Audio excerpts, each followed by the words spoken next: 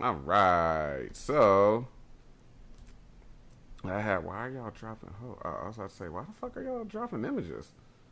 Oh, That was me by accident. I don't know what I was doing. I was trying to get a picture of this morpher, but I see.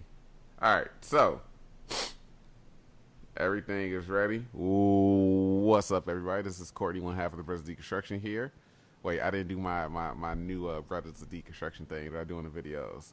What's up, guys? This is Courtney, one half of the Brothers of Deconstruction here, and I'm bringing you God damn Bruce.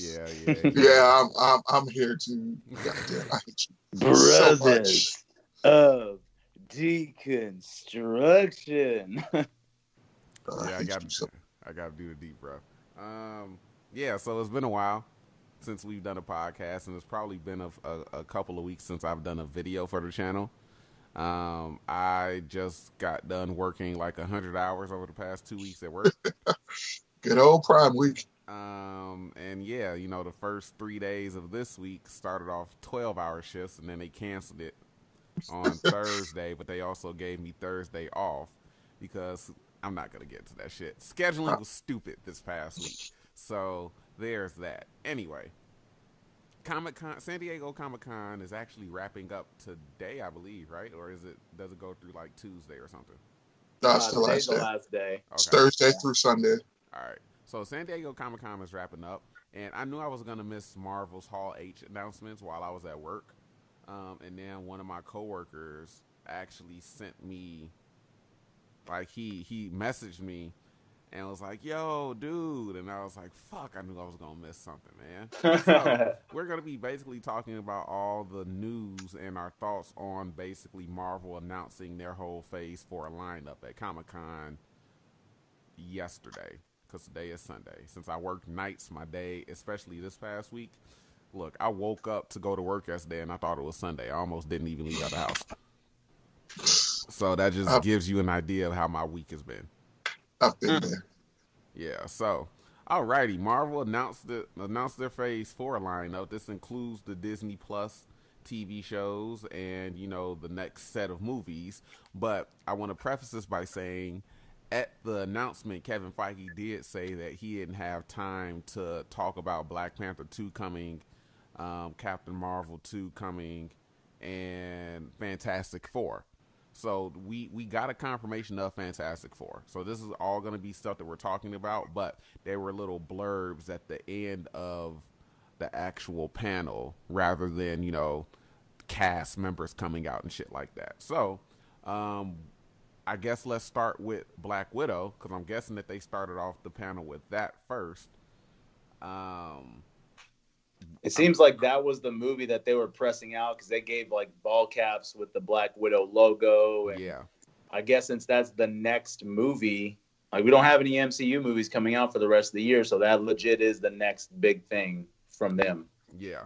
And I'm looking on the article on comicbookmovie.com is where me and John met.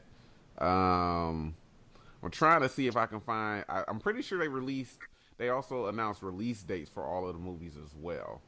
Yes, So they did. I'm trying to find. I think Black Widow is May of 2020, May 1st, You're 2020. Right. But yeah, they announced cast and story details for Black Widow, and it comes out in May 2020. It takes place in between Captain America: Civil War and Infinity War. The main villain is Taskmaster, which was basically rumored for a very long time. And Andy Pack, I believe, who does a lot of like the concept art and keyframing art for the films, he released something on Twitter of Widow and Taskmaster fighting. The only thing that I don't like about it is the mask. The mask looks like Vega said that the mask looks like Ultron, and he's not wrong. It looks like Ultron wearing shades, and it's weird. Well, even then, I was doing my look on it, and like even the torso area, it looks like Mysterio's torso area from Spider-Man. So it looks like the aesthetics really look the same. I thought it looked like the Ant-Man suit from Civil War. I mean that too, but that's the other thing is like that artist you mentioned, Andy Pack. he was like the lead designer for Ant-Man's costume. So like, I don't know. I don't like the costume. Like if we're getting into that design, I don't. I just it looks like a redo. Like it's kind of crazy. Like to me, it's funny that he mentioned that the mask looks like Ultron, but like the hood, it looks like a Ghost from Ant-Man, which is again, it just looked like they rehashed some stuff and kind of mixed it together. And of course, they put the white and the orange and the navy blue, and it's like, okay, that's Taskmaster. Yeah. Yeah. So yeah, Taskmaster is the main villain of the film. David Harbour, who everybody knows from Stranger Things, everybody was wondering who he was going to be playing. He's playing Red Guardian in the film, and Rachel Weisz is in the movie. They didn't announce who she was playing though, and I forget the actress's name. She starred in Fighting with My Family, the movie about Paige's. Florence or some shit. How do you pronounce it? Yeah, Florence Pugh. Yeah. Oh. So when she got cast, because she's blonde. I don't know if she's a natural blonde or if she just dyed her hair blonde for the movie. But when they announced that she was in talks to star in the film, I was like, she's playing Yelena Belova. Sure enough, they announced she's playing Yelena Belova. Yeah. He was actually. I was gonna say she was in this movie I caught this weekend, Midsummer. That scary ass movie. Yeah, that weird ass shit. I saw the trailers for that. I was like, hey, that's what's her name from Fighting with My Family? That's Paige from Fighting with My Family. So yeah, she plays Yelena Belova, and apparently they have like she's gonna be an ally to Natasha. So I mean with the rounding out of the cast for Black Widow, I'm actually excited for the movie just to see where they do it, because apparently, from like the footage that was shown from the article that I read, said it's very reminiscent of the Winter Soldier. So that can only mean good things for the Black Widow movie, as far as like the action scenes and probably like the political thriller aspect and everything like that. So I'm excited for the Black Widow movie, and I'm interested to see how they're gonna use Taskmaster and Yelena Belova and all these other characters. And even David Harbour said that Red Guardian feels a very particular way about Captain America. He even wore a Captain America shirt at the panel. Yeah. So I don't know if like Alexei like has like some type of respectful infatuation with Captain America, or he's just like jealous of him or something like that. I don't know, because basically the funny thing is that this movie contains two characters that are basically Captain America ripoffs. Red Guardian has a shield, and he's basically the Russian Captain America, and Taskmaster has a shield because he has photographic memory and can learn anything just by watching it, and he knows how to throw a shield like Captain America by watching him do it. So it's gonna be. I'm interested to see how they're gonna like tie this in if this takes place in between Civil War and Infinity War. Bruce, what you got? I have no opinion on Widow, just because I heard no information about it. Mm-hmm. It wasn't. So I legit got all my information from Rob. Yeah. Because, much like Courtney, a bunch of bullshit happened to me at work. So I'm trying to get a grasp on all that. Yeah. And Rob's texting me every 5 minutes like Messenger. I'm like, dude, I no longer have access to a computer. Right. So it'll have to wait till I get off. Right. So none of the info he sent to me was about Widow. I saw the picture you were talking about, like the concept art. Yeah. Thought nothing of it. I was like, I don't see Taskmaster in this. So this is the one I'm just legit going to bow out of, because I'm not going to really add anything into talking about it. Okay. I can respect that. Moving along. I'm still going through the article. So they also announced the Disney Plus shows, right? And the reason why I'm bringing that up is first let's go back to the movies. They also officially announced the Eternals, Angelina Jolie, Brian Tyree Henry, Salma Hayek. Yeah, Salma Hayek. Like they rounded out the cast of the Eternals. Camille Nanjiani, I forget his name, who I know from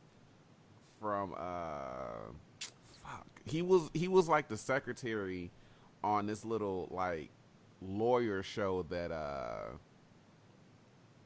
that Zach from Saved by the Bell. I don't know why the fuck I'm forgetting his name right now. Franklin and Bash, sir. Yeah, Franklin and Bash. He was a secretary on Franklin and Bash. Mark Paul Gosselaar, because for the longest I wanted him to get the Doctor Strange role. But yeah, he was a secretary on that, so it's kind of cool to see him kind of have like his big break and wind up in a Marvel film. Yeah. But they announced the Eternals. I mean, I think Andy Pack, or maybe it was Marvel themselves, they released like our first look at the Eternals, which looked like concept art as well. They all look weird as shit. I don't know if those are the actual Eternals in the picture, because they look like robots, but like all the pictures that I've seen of the Eternals from people talking about the film are the human looking Eternals. So I don't know what's going on with that movie. But Angelina Jolie is in it, Salma Hayek, Brian Tyree Henry. It has a pretty good cast. So I'm interested. I don't know much about the Eternals, so I'm interested to see where they're going to go with this film. Because, Camille is more comedic than anything, but I mean, he was in a Oscar-nominated movie a couple of years ago that was like based on the story of his wife like being critically injured or critically in the hospital and having to deal with like her family being racist or some shit like that. The Big Fish or something it was called. But yeah, so I think everybody's gonna bring it, especially Angelina Jolie. So that's really all I can say on the Eternals. Max, do you have any input or any more knowledge about the comic or anything that you heard about the film? Who, you talking to Bruce or me? You. Me. I'm not really familiar with the Eternals. It looks like a pretty decent cast. I know a lot of people were praising like just the diversity of the cast, because there's not really any. It looks more female like led kind of in that. So I'm not really familiar with it, but all the actors that are cast, they're not bad actors in my book. So I mean, I'm just gonna roll with it. Like, apparently, from what I've been reading, they've got a real cosmic side. Like, apparently, it's like Marvel's version of Jack Kirby's New Gods. So okay, yeah. So I mean, I'm excited on that, because anything that's gonna be weird and interesting. I think for the last couple of years, we've got our fill on earthly superheroes and things. Yeah. So it's the fact that they're going cosmic is pretty cool. So I'm on board for it. It's just like that's the good thing, is it's kind of the same way I was with Guardians. Like, the only thing I was familiar with Guardians was the DNA run, but they kind of just made something on their own. So I think we kind of might have the same thing with this movie. Yeah. And also apparently Eternals has the first deaf character. I think one of the actresses is actually deaf. And she signed at the panel that the character that she's playing is deaf as well. So I think that's kind of cool. Not for like an inclusiveness type of thing, because I think that is going to be the first deaf like superhero character. But I just think that that's cool that, hey, we're bringing on this deaf actress to play this character. Giving her a shot. That just kind of takes me back to the movie Hush. It was on Netflix. I don't know if it was like a Netflix original or what, but it's basically a horror movie based around a protagonist that's deaf. That's a deaf mute. And it's like, I read that synopsis and I was like, okay, I have to watch this, because I have to see how in the hell you base a horror movie, like a thriller, around a deaf mute person. And I thought it was pretty good. So it's interesting that Eternals will have a deaf character in it. Moving on, Shang-Chi. Shang-Chi's subtitle is Shang-Chi and the Legend of the Ten Rings. And the Mandarin is going to be the main villain in it. Now, one funny thing, and again, I'm not like super deep into comic book movie or comic book Twitter or anything like that, but I didn't see a whole lot of people talking shit about this, about the man, even leading up to this, because it was rumored for a long time that the Mandarin was going to be the main villain in the Shang-Chi movie, right? Mm-hmm. And I didn't see people talking any shit about the Mandarin being used in the Shang-Chi movie, but you get all this shit talking around Iron Man 3. You get all this shit talking about Marvel backtracking with All Hail the King one shot. And it's like, what if that was their plan? What if they wanted? What if that? Because for my love of Iron Man 3, I think people don't understand that movie because of what they did with the Mandarin. Like, Aldrich Killian saying "I'm the Mandarin" Tony in that movie isn't him saying that he's the literal Mandarin. It's him telling Tony, and we all know that people don't pay attention to movies when they watch them. Before that line, he leads up to telling him, "Hey, I did all of this shit behind the scenes. I was everything that you've been searching for. It's me. I'm the Mandarin." That's what I took away from that. Him telling me, like, look, I set this whole thing up and you fell for it. You're looking at the Mandarin. Like that whole character that was created. That's what I took away from it. And then Marvel decided to, hey, let everybody know. Whether or not it was backtracking, we have no proof, obviously. Like, and arguments can be made for both sides. But them just simply coming out and releasing the All Hail the King one shot and saying like, hey, yeah, Trevor, Mandarin doesn't like that you using his name and you doing all this bullshit with it, so he's going to want to talk to you. Letting everybody know that the Mandarin actually exists. Yeah. And now we get him as the main villain in the Shang-Chi movie. And they might, in the Legend of the Ten Rings. Are they talking about the Ten Rings organization or his 10 alien tech rings? Like, who knows what it's going to be about? And they just cast Shang-Chi like Tuesday, so they could announce him yesterday at the panel. So I just think it's funny that people are talking all this bullshit about the Mandarin, and it's like, guys, they leave doors open for a reason so they can come back and use these characters. I'm just hoping that there's no complaints about like the Mandarin being Asian. Because they're probably not gonna go with like the traditional Fu Manchu looking design. Obviously, they're probably gonna go with the more business oriented or business look version of the character from like the extremist era of the Iron Man comics. But I don't want to hear. Something tells me that we're gonna have like some complaints about that, especially since he's in the Kung Fu movie. I believe it. I'd like to hope not. I know fans, they like, trust me, I'm just as picky as to a lot of that shit, that's going on. As far as that, I don't think I'd really have an issue. The fact that he is, that they are casting, an Asian as the Mandarin is not a bad thing to me. Regardless of the way that they're going to take it, I've kind of got expectations just open because it's not going to have, we hope, or I hope at least, that it's not going to be a huge Iron Man affiliation, but, you never know. It's not like I'm going to have a problem if they reference Iron Man, if the Mandarin's the villain, but, I guess my expectations are just open for it. Yeah. But the fact that they did, cast an Asian and they have an Asian, lead, I think they got like that actress Awkwafina in there. Yeah. So like, apparently from what the direction that I've been reading about this is going to be something like, kind of like the way Black Panther was, like a cultural kind of like thing for them to get out there because, the last like superhero-esque kind of like, big budget star was like a Bruce Lee type kind of flick. So that's going to be years from now. So we'll see. Yeah. I'm open to it. Yeah. Moving on, they announced Doctor Strange 2 is coming, and the subtitle for that is Doctor Strange in the Multiverse of Madness, which is an insane title. And apparently people are freaking out that the multiverse is a thing. And I'm like, the first Doctor Strange movie gave us hints that the multiverse is a thing. Why are you guys... What?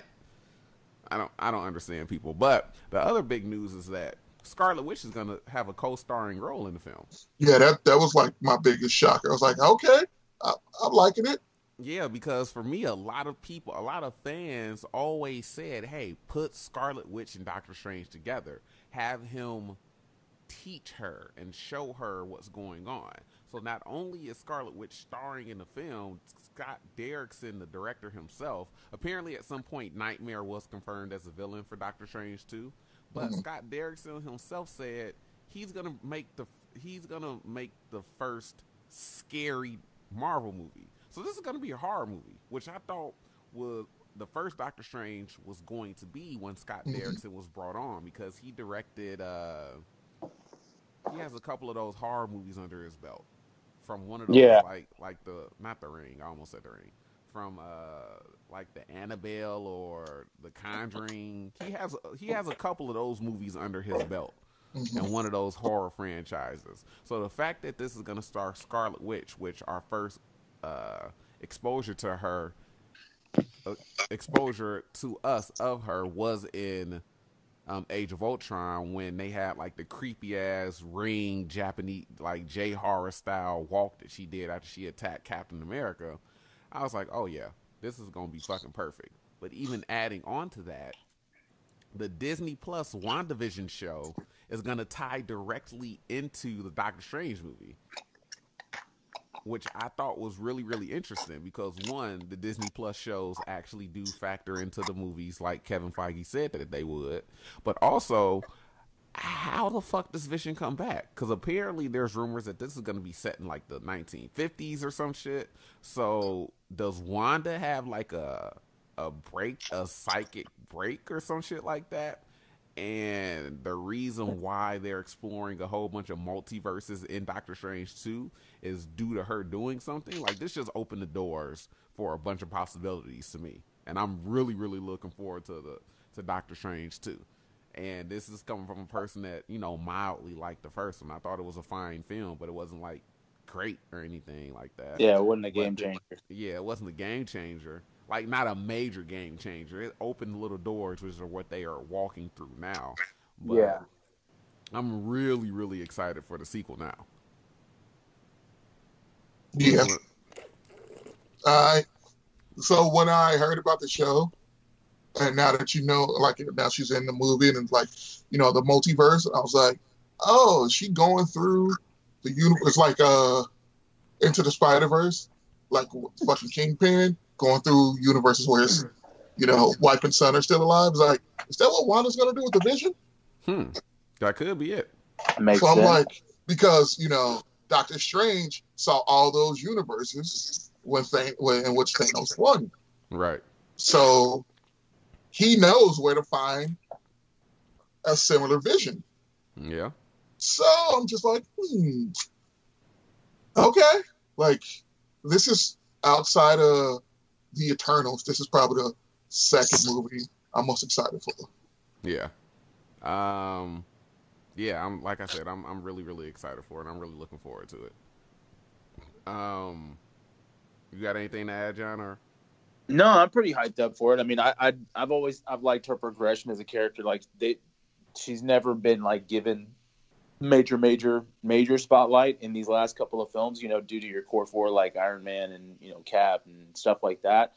So it's interesting to see, you know, what she's going to do. And like I said, she's really underrated, you know, I guess up until Endgame, you know, because one of the key moments I think everybody remembers in that movie was, you know, had it not been, she was about to give Thanos the business, dude. Like, she could have ended him quick. Like, and she didn't because of all the other ships and stuff like that. But had it been one-on-one, like, I mean, she's powered by a stone, so it makes sense for her to be, you know, one of the most powerful people. So I'm kind of glad that, you know, they're kind of not taking a huge risk by giving her her own movie, you know, just doing it on the stream. You know, it probably won't be as expensive as a big budget film. I kind of wish that they would have done the same with Black Widow, to be honest, but, you know, whatever.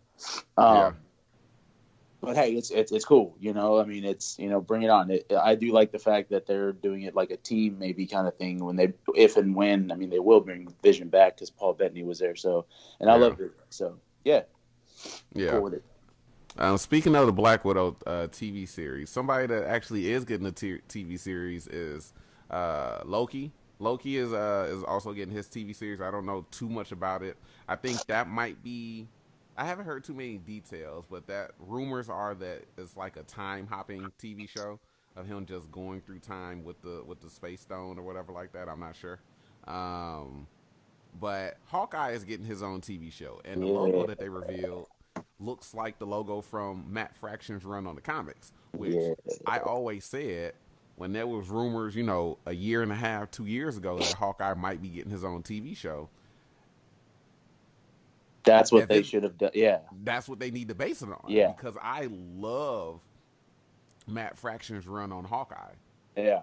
Like for a certain period of time, that was when I was always saying bro at the end of everything. That was because of the Russian mobsters in that run. Like they were always saying bro, like bro, you don't want to do that, bro. And so literally that's why I was always saying that, because it was just funny as hell. They had the Adidas tracksuits, stereotypical as hell. Like I loved it, but you know, it really showed that Hawkeye is the everyman who just so happens to be extremely talented at firing arrows. Yeah. Well, I think, and go ahead. No, go ahead.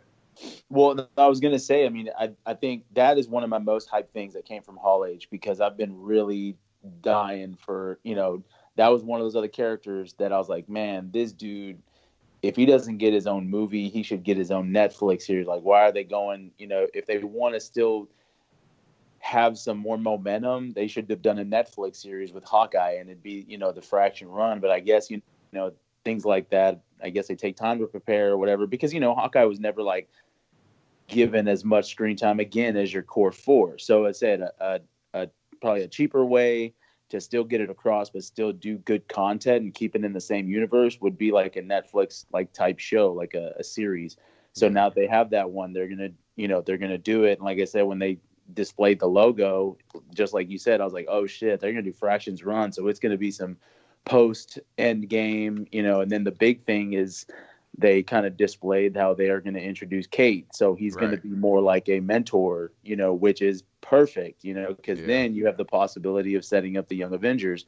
Right. So it's like, oh, damn. All right. Like they're, you know, not only do they just have the phase 4, but they've probably got shit up until phase 8, you know, planned out. Yeah. So I think one of Renner's strengths as well in the movies has been his mentorship to Wanda. And the fact that he's, and not just to Wanda, he's had conversations with Widow as well, trying to, you know, pick her up and basically kind of being inspirational and shit like that. But this is great because I think that's one of Renner's strengths, and it's gonna be Hawkeye. It's gonna be Clint training Kate Bishop, and I'm like this is feeding into his strength and what he wants to, and what he's been doing with the character. So I'm interested to see if they're going to do a straight up adaptation of Fraction's run where, you know, Clint is living in that apartment complex and he's basically protecting it from the mobsters and doing like missions here and there. Or are they gonna adapt it in a way where, like, yeah, he's retired and he's gonna unwillingly go on these missions with Kate? So, you know, that's going to be interesting as well. Yeah, I would like to see something, as, you know, because I know the Hawkeye that's in the comics is a little bit different from this movie one with the family and everything like that. So I would like to see something like, you know, everyone's kind of like either leaving their legacy with, you know, someone following in their footsteps. Like, let's say, for example, Cap left it with Sam. And, you know, Tony left it with Spider-Man. And, you know, like, you've got all these people that are kind of like leaving something for the next generation to kind of carry on. I think that would be probably the basis of the show, is like Hawkeye's probably just at a point where he's like, okay, who do I have or who can I pick to kind of carry this on as far as like what my skill set is, you know, because my skill set is important, you know, no matter what anybody says. I may not have, you know, godlike powers or an armor suit, but, you know, I got hands with these, you know, with these bows and arrows. So I hope that that's the way to go, where like that's what he's looking for, is someone to kind of carry that legacy down. Yeah. Speaking of Sam, the Winter Soldier and the Falcon got a new logo.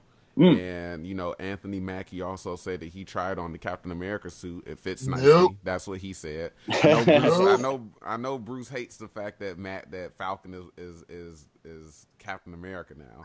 But one of the interesting things that we got was that Daniel Bruhl is going to be starring in the series as well as Zemo, and apparently, he interrupted this section of the panel with a video message, and he put on the Zemo mask. Bruh. So I think that's going to be really, really interesting that they're chasing. Well, I don't know if they're going to be completely chasing after Zemo the entire series, but he's obviously going to be like a main villain in the series. So I think that's cool that they're bringing back all these characters as well. And I figured even when Bruhl first signed on to play Zemo, it was rumored or it was reported that he signed on for I forgot how many movies it said that he was apparently signing on for, but it wasn't a role that was like a one-time thing. It was, potential to bring him back. So I was like, all right, let's see what they do with him. And I think a TV series, and again, all these Disney Plus series will factor into the movies in some type of capacity. It's interesting to see, where these series start, where they end, and how they branch into the MCU. Yeah. Uh, I was gonna say, I know you got a lot to say. I'm trying to give you. No, it's with the other announcement that we'll be talking about later. I feel like the only thing that they did not announce yet is fucking Riri Williams, and you know how we feel about the forced diversity comics. That's why I don't want Sam. I want Sam to be Falcon with the fucking shield. Yeah. I don't want him to be Captain America, because then it's just like he didn't make Falcon his own enough.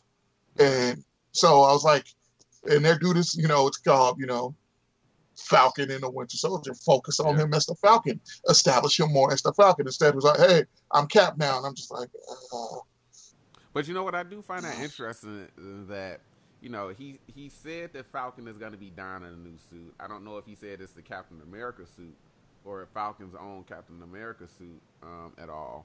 But it's interesting that,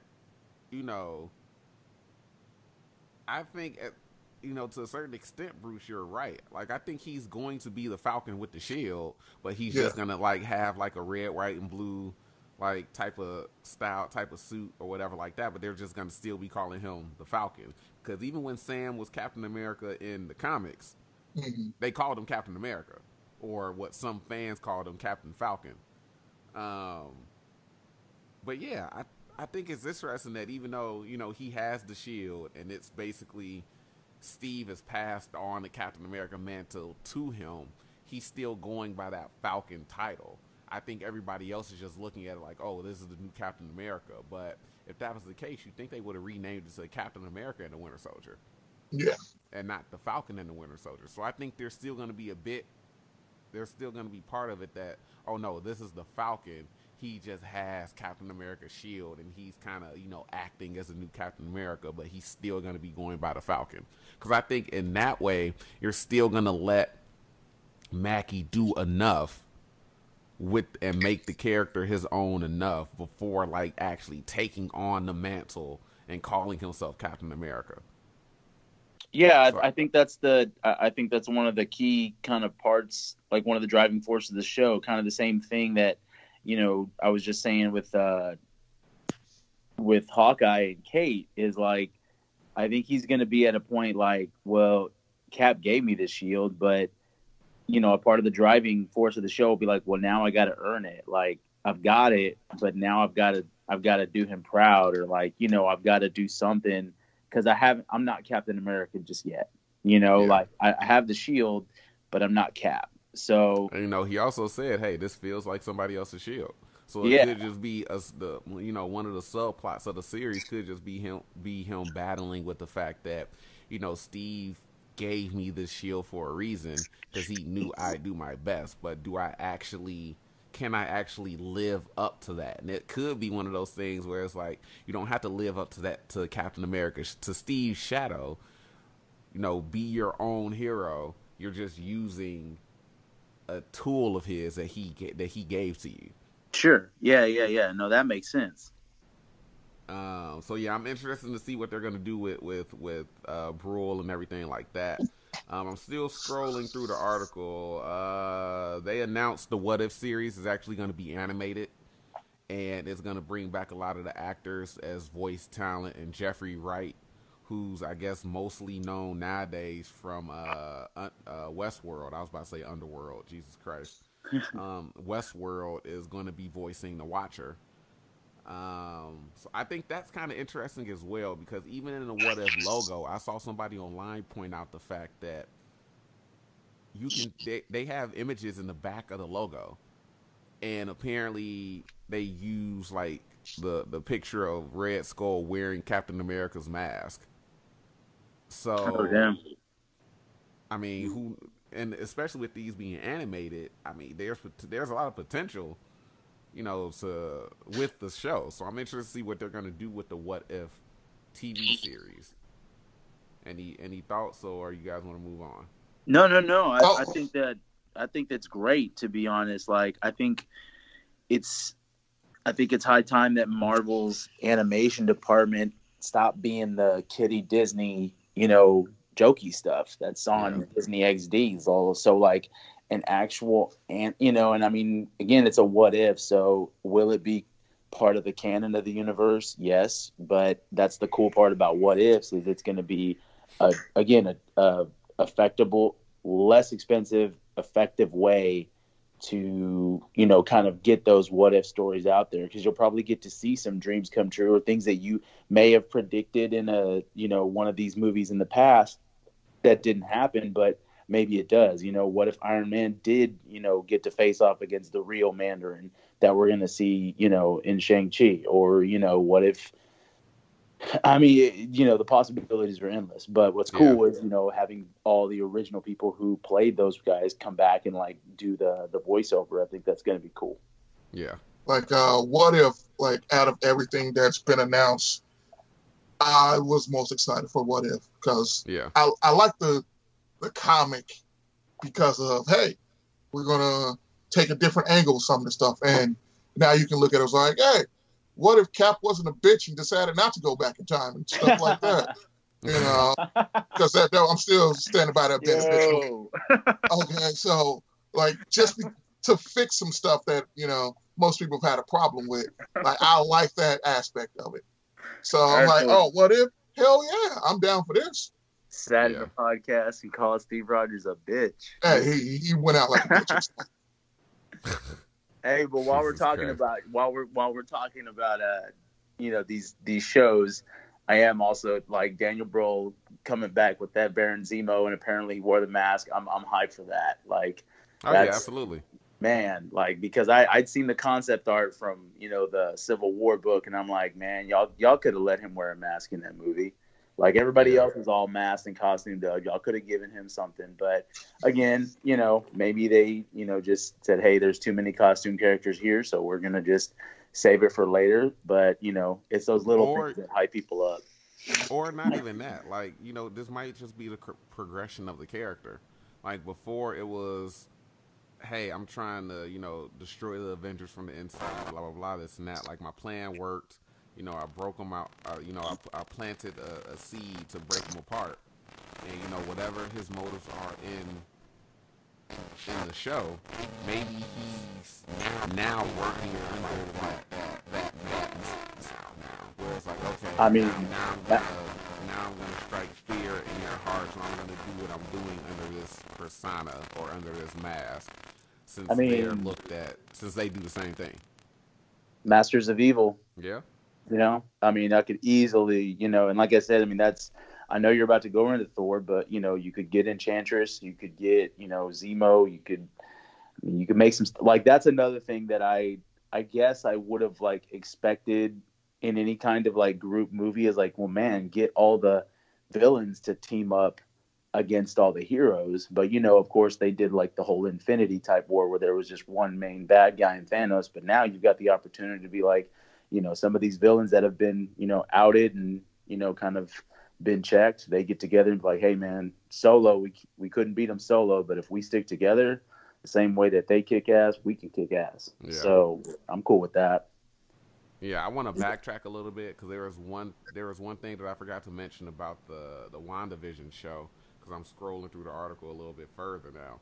I forgot to mention that Tiana Paris I forgot what show she's from. She's on like a ABC show or something like that. They have an adult Monica Rambeau popping up in the WandaVision show, and that's intriguing to me because it's like, what are they gonna do with Captain Marvel? And for those not in the know, for the one person that might be listening to this, Captain Marvel was a black woman at some point in the comics. Mm-hmm. And it didn't have anything. It didn't have anything. Right. It didn't have anything to do with Carol Danvers or Marvel or none of that. There was a black character in the comics that just so happened to be called Captain Marvel. So with an adult Monica Rambeau popping up in WandaVision, how are they going to work that into the show? Because again, rumors are that it's taking place in like the 50s. Is this some alternate universe that she's created? Is this like going to be the same Monica Rambeau from the Captain Marvel movie, only with powers this time? Like, how are they going to fit her into the show? And what does this mean going forward for the MCU? Because again, if WandaVision ties right into Doctor Strange 2, does this mean that Tiana is going to go off and pop up in Captain Marvel 2 that might take place, 20 years or however long it's going to have been since Captain Marvel left Earth to go help the Skrulls find a homeworld? Like, how are they going to work Monica Rambeau into the MCU now coming out of WandaVision? That was another thing that I wanted to talk about or mention really, really quickly. I'm kind of in the dark there, but I mean, it's more because I'm not really familiar, with the origins of Carol and Monica. So, I mean, I'm not 100% certain, but I mean, you never know. Yeah, which is and if we being honest, it's a fucking travesty that they went with Carol for Captain Marvel. But I'm not gonna get into that. Ain't nobody ready to have that discussion. Yeah, so we can flip tables later on. I'm always down to flip a table or seven. Yeah, so all right, getting into the two biggest things that I wanted to talk about. I don't want to end the podcast on like a sour note, so I just want to get like all the dislike or whatever out of the way. Let me go through the article one last time to make sure that I didn't miss anything. Talked about What If, talked about the Eternals, Doctor Strange 2, Loki, Shang-Chi. They got the guy from they got David. I just passed his picture and they had his name. Jesus Christ. Richard Madden from The Bodyguard and Rocket Man. He's like one of the hot up and coming actor apparently. It was Game of Thrones. It's Rob Stark. Oh, okay. I don't watch Game of Thrones. Sorry. Oh, so okay. Rob Stark is Icarus in the Eternals. So that's a really really big thing. So let's get this out of the way. Thor 4 was officially confirmed. It kind of got leaked like last week, like early last week. And Taika Waititi, who's supposed to be doing an Akira movie, that got put on hold indefinitely, so he's going to be doing Thor 4. The subtitle for Thor 4 is Thor: Love and Thunder, I believe. Mm-hmm. And apparently Natalie Portman is coming back to play Jane Foster, who's also going to be Thor. So they're using the Jane Foster version of Thor in this film, and apparently Valkyrie is like officially going to be gay, right? There were like hints about it from Thor Ragnarok, and they cut a scene, and people were kind of upset about it, and it was like, are y'all fucking upset that they didn't show her kissing somebody? Like, really? Come on now, guys. Like, with as much going on, I think she was doing a pretty good job of showing her hurt, and we didn't have to see that. But apparently, like, Valkyrie is looking for a queen and this and that. Yeah, so Jane Foster's Thor is going to be in the fourth Thor film. Now, I have some issues with that, right? Mm-hmm. I didn't read. I don't know if Jason Aaron was on that run of Thor when Jane became Thor. For me, I would be more excited, even though this is clearly like Marvel heading in a direction, and they even said they want to be more diverse and more inclusive and this like that. So they're clearly pushing the diversity agenda, right? I mean, you can tell Heavily. like you can tell Heavily. Shang-Chi, the Eternals being led by Angelina Jolie, like Jane Foster being Thor, this and that. Which Natalie. That's the only reason why Natalie Portman fucking came back, because they told her she was going to be Thor. Because after the Dark World, it was basically like rumored that she was not trying to come back. She wasn't even trying to come back to reprise her role in the Dark World because Patty Jenkins and Marvel separated due to creative differences, and Portman was a driving force in trying to get Jenkins the job. So my biggest thing is that I would be more excited for female Thor, minus all of like the forced diversity shit, if it wasn't Natalie Portman playing Jane Foster. If they had just recast Jane Foster and brought somebody else in, I would be mostly fine with them doing Jane Foster version of Thor. I would be fine with that. But the fact that Natalie Portman checked out so many years ago, and you can tell, and basically went on record saying, yeah, I'm not really trying to do that again, all this other stuff. And it was basically like, y'all basically like groveled to fucking get her back in the thing. Y'all ain't have no problem recasting no other character. Y'all could have did it here. I get, only thing that I know from Jane Foster's Thor is that she was dying of like brain cancer, and she like somehow got a hold of Mjolnir and she became Thor. That's all I know. So I don't have like a super true opinion, but just based on like the casting and this and that, it's like, come on now, guys. I would have gone with like Catherine Winnick as a recast for Jane Foster, because I still want Catherine Winnick in the MCU. She should have been Captain Marvel, but then again, I don't know if I want her anywhere near that subpar ass movie. I'm always down for Captain Marvel slander, always. Especially for Catherine Winnick. Oh my god. Anyway, like I don't have any problem with female Thor if it weren't Natalie Portman. As great of an actress as she is, they didn't give. But I guess this is them giving her shit to do as Jane Foster, because they didn't give her shit to do in Thor movies. So I guess the next logical step is to make her Thor. Go ahead, Max. Well, I mean, like, that's, I don't know, man. Sorry for the people that might be listening. I literally have eaten trail mix all day, so I'm going to be eating in the background. Sorry. Continue on, Max. I mean, I wasn't the biggest fan of the Ragnarok film. I just think it completely, like, just stripped down Thor to just, like, someone, not to they tried to make a new hero, but it didn't get the Thor vibe to me. Like, they took away everything, and when they took away everything, they kind of just made all those layers just seem not important. Like, it's taken me a while to, like, always kind of like figure out like why I didn't like this movie like I would like normally. Just as a film, I think something that had so much of an opportunity to be a truly epic type film, it was just a different type of epic to me. It just seemed like it was trying to be Guardians too much. So then, Endgame comes out. Thor is basically Thor, in that movie. Like, you can tell he's like, man, I've lost everything, so I'm just a fighter. I'm alone, kind of deal. Yeah. And again, but like I said, this is what's crazy about the MCU is 2 years ago, nobody knew if Korg was alive. Nobody knew if Valkyrie was alive. Right. Everybody's opinions were like, damn, Thanos just killed all those Asgardians on the ship. Like, legit, Thor is the last Asgardian, like, ever. So, we didn't know what we know now in Endgame.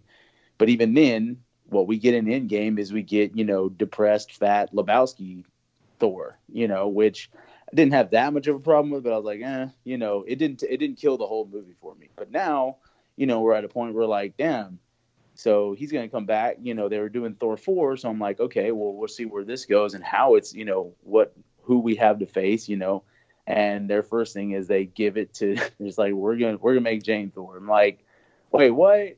Like this is a chance for a man to get some redemption and get back to his hero status, and he's like the only Avenger from the first phases to get a Phase 4 movie. Like and a y'all gonna movie. give it to y'all gonna give it to Jane. Yeah. Like and that's no, finish your thought. no, like, and that's the thing is like you were saying, like, I get we're in this huge age of like, diversity and giving, ladies opportunity, but it's like, damn, y'all just crushed all over my dude. And then his opportunity that y'all going to give him a Phase 4 movie. Y'all like, it was just like, it's kind of crazy. Like, I'm not trying to like insinuate anything, but you see like Hemsworth's face, like when Taika's giving her Mjolnir and she's like holding it up. He's just like, damn, I just became the assisted, character to what used to be my franchise. Yeah. Like I used to be the leading man and now everybody's like, oh, we got a female for, like, yeah. So it's just like, wow, that sucked. And I want to preface, Bruce, before you get to your point, I want to preface this with saying, I have no idea what the plot of the movie is going to be, what the details are going to be. So Jane might just end up becoming Thor at the end of the film. Or she might become Thor at the beginning of the film. Who fucking knows, right? Exactly. But I don't know any details.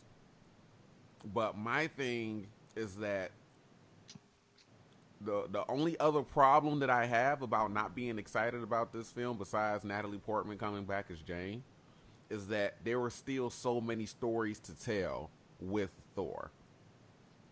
Exactly. And I don't know what this means going forward with stories involving him. And I've been arguing with friends, and it sucks, man, because it's kind of like they're putting us back in this like divisiveness amongst fans, because like basically if you don't like the fact that Jane is becoming Thor, you're a misogynist. It's kind of like the same thing with Captain Marvel, and Carol. It's like, oh, dude, you don't like you're not gonna like Captain Marvel because it's a chick and it's not Marvel. So you're a misogynist pig. And it's like, nah, man, I just like Thor. Like I like, exactly. Like there ain't nothing wrong with me looking up to, a Norse god who's a man who, he's a man. He's got a dick. I've got a dick. We share the same thoughts and opinions and emotions. So that's why I like him. I'm not gonna relate to a female, who was originally a side character. And honestly, like there was no point in Jane even being in Thor 1 and 2 because, that was a different time in superhero movies where like every superhero movie had to have the love interest where, Captain America Winter Soldier showed us that, man, we don't need all that. Like we could focus on one specific character. Like you don't need a love interest. So, it's again, I've been talking with friends about it and they're like, dude, how can you not like that? Like it's progressive. And I'm like, bro, it ain't progressive. Like there's one Thor, there's one Thor and it's Thor Odinson. I don't give a damn who you give the hammer to. Like it could be the same thing that Bruce has, with Sam and getting the shield, like, no, Steve is Cap. And that's the way it is. The sky's blue, the grass is green, and Thor is Thor Odinson. Like I don't have a problem with the passing of the hammer, but it's way too early for this. If you're gonna pass the hammer to a woman and have a woman be the next Thor, have that natural progression. Like even with Jane, there's not She's enough just coming there. Out of nowhere. Right, it's basically coming out of nowhere. Yeah, they're just saying like, oh, here's this opportunity, because Captain Marvel did so well and we're coming off the high of Wonder Woman and everybody was so up in arms about that all-female, getting together in Endgame and then battling like, so they're just going to throw it in there, dude. Yeah. Like you're exactly right. There is not any progression. And it's like, okay, but where are the other side characters, that got no love in their or no appreciation in their death that have been there from the jump? Like the Warriors 3, they just like it was nothing. Their death is equivalent to the Johnny Cage death in Mortal Kombat Annihilation. Like they just died and it was like, oh fuck, they're dead. Same thing with Odin. He just went into dust and it was like, okay, so we'll have to take that one of the most powerful gods in, the cosmic universe, just dust, gone, at Heimdall, just 5 minutes in Endgame, done. Like, it's like, damn, like y'all just killed. And not to mention, you have yet to mention what happened to Sif, who's a very important character in the Thor mythology. Like, to be honest, if anything, I would rather Sif be Thor. Thank you. Like, you know, because at least she would have some progression. Thor. Because at you least know? then they could, there's potential for that. Like, obviously, they've already closed all the doors, which they're obviously retconning the shit out of. Or again, we don't know how they're gonna do it. Sure. They're closing all the door. They closed all the doors of like, Jane and Thor broke up, this and that. We never found out what happened to Sif. All we were told was that she survived the snap. And at this point, I don't even know if we got that confirmation.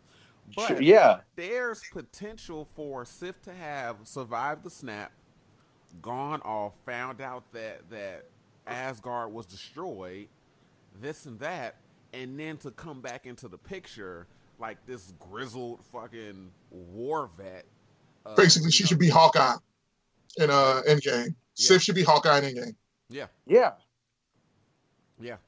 That's exactly how it should play out. Sif should come back searching, trying to figure out what the fuck is going on. And then it's like, yeah, I did things for Asgard and in revenge of Asgard and for the memory of Asgard that I can't take back. And now that everything is here or is different or back to normal, I don't know what to do. But it should be a passing of the torch of like, look, take this. Somebody needs to do this. I'm off doing, just doing whatever, going with the flow. Valkyrie is the queen of Asgard. There needs to be somebody who's going to protect it along with her. Go ahead and knock that out, Sif. I mean, again, like there's so many other characters in Thor's universe that, I mean, like, where's the love that Beta, like, when are we going to get Beta Ray Bill? I was going to say, like, Beta Ray Bill, like, I would have wanted him to pop up in Ragnarok. And you can't sit here. Here's the thing, man. Like, I'm sorry, but like, this is not like trying to predict the past or everything. But let's say, for example, we just rewind and yesterday never happened. But let's say they just release concept art of Beta Ray Bill and whoever's voicing him or something like that. Yeah. You can't sit here and tell me that people are going to be or would have been more hyped about Jane being Thor than seeing Beta Ray Bill. Oh, absolutely, the fuck not. Like, people would have been way more hype for Beta Ray Bill. Yeah, way more hype. And even then, even with that storyline, Beta Ray Bill does not overshadow Thor. Like, you could have easily made them team up the same way Hulk and Thor teamed up for Ragnarok. Right. So you could have been like, man, he's, a new cosmic character, but but again, how the hell are you going to give this dude powers if Odin's gone? Like, you took away everything in Ragnarok. So now you progression, like the progression you're talking about, you can't give the characters any progression because now you just got to throw them in there because you took everything in the third movie. Right. So, I mean, that's one of the main reasons I didn't like Ragnarok. I do have a question, but Bruce, I want you to get your... Yeah. Okay, so... I feel like he's just going to drop a fucking grenade. Real. Both announcements coming out of this it's just weird to me. Wait, about Valkyrie being the first LGBTQ LMNOP fucking character. It was like, if it doesn't play any part in telling her story, like, if it's like, hey, she's gay and it needs to be told because of this, I don't fucking care.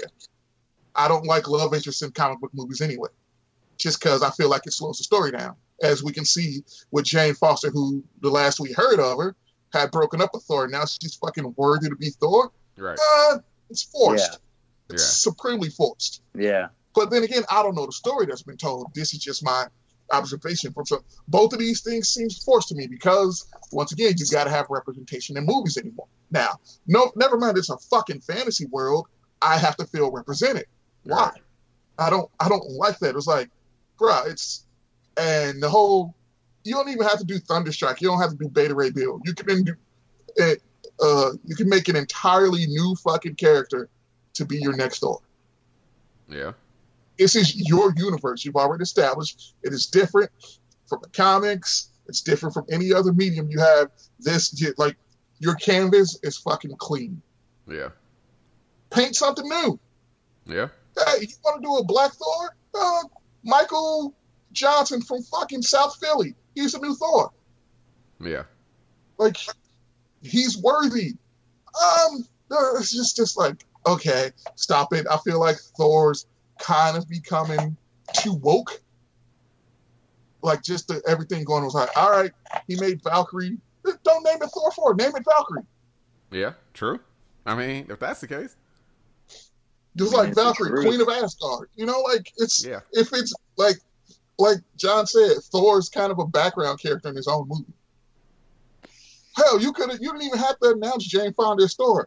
Announce Valkyrie, and then you just see like Thor's like, okay, someone else needs to take on this mantle. I'm up with the Guardians, and you just see somebody pick it up, the lightning hit, and then it's fucking female Thor. I think that would have had been probably one of the best post-credit scenes. Oh yeah, that would have had a way bigger like pop at Hall H for just that tease alone, and then you have a post-credit scene of them like showing who Thor is. Exactly. Yeah, I like now. My question is, how are they going to bring Mjolnir back to get to Jane? That's another thing. That was my second question when she's sitting there holding me like, wait, Cap took the hammer back, so like continuity and timeline wise, how is Mjolnir still got destroyed? Yeah. Yeah, so just like the Stormbreaker have those capabilities too? To imbuing the power of Thor to somebody? Like, you got to explain some shit.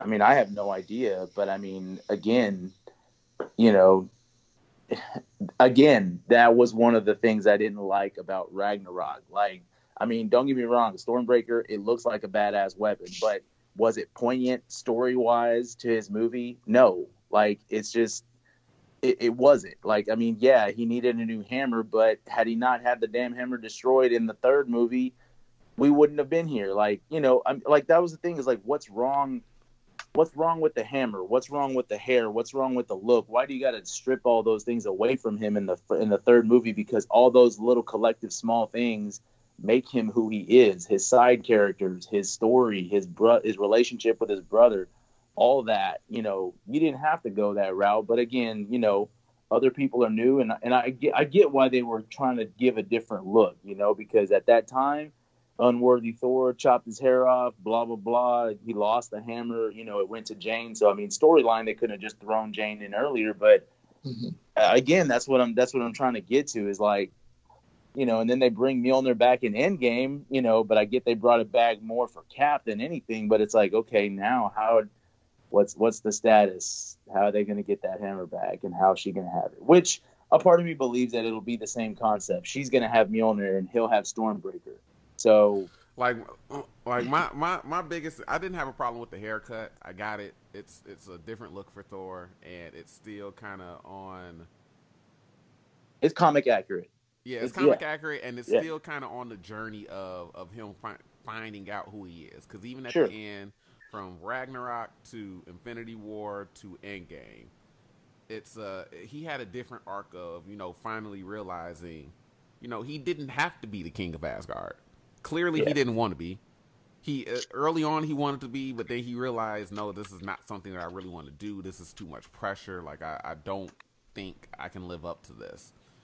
And, you know, especially after failing to kill Thanos in Infinity War and everything, and all those things, you know, I didn't have a problem with a haircut.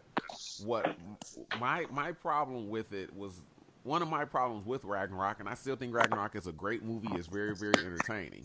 One of my things with Ragnarok was the Stormbreaker thing. Or not with Ragnarok, with Infinity War, but with the whole Thor character, them destroying Mjolnir, and then him getting Stormbreaker. My thing is that, look, if you're going to, that was a missed opportunity. Especially since he called it an axe. Isn't a Stormbreaker isn't a hammer, it's an axe, right? Mm-hmm. That was a missed opportunity to call that weapon Jarnjorn. Yes. That was a missed opportunity, because even though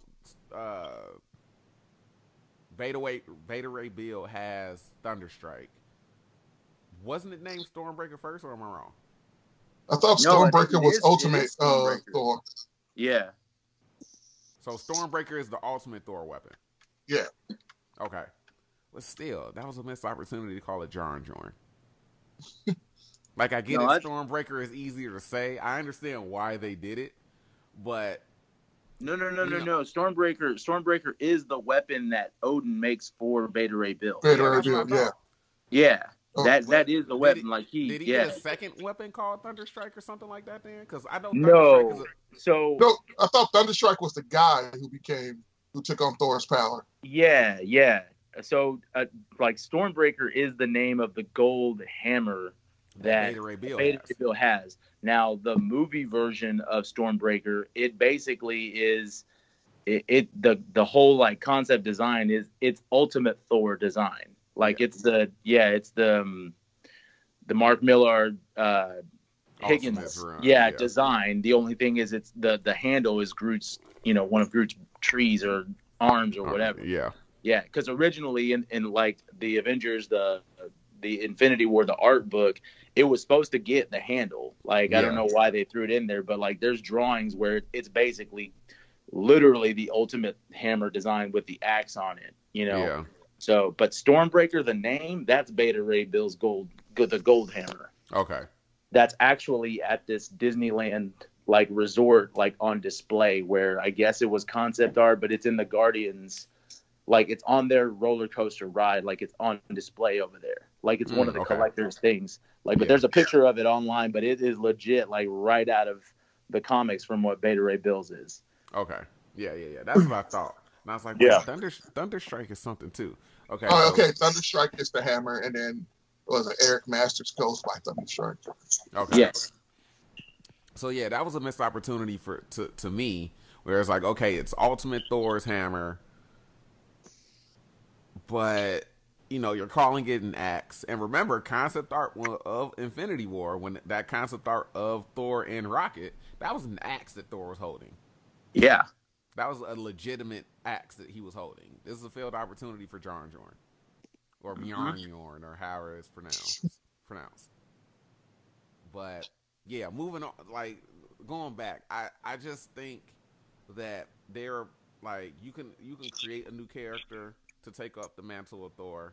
You can, if you're going to do the female Thor character, and it's going to be Jane Foster, recast Jane Foster. If it's gonna be a female Thor that's not Jane Foster, have it be Sif. There are other options, because again, I walked through that door of Natalie Portman playing Jane Foster, and that door got closed. I was fine with it. She's not coming back. She didn't, the whole Dark World thing, which again, that was during the committee era during Marvel, where a bunch of shit didn't get green light or did get green lit. Shit like that. But I had moved on from Natalie Portman's Jane Foster.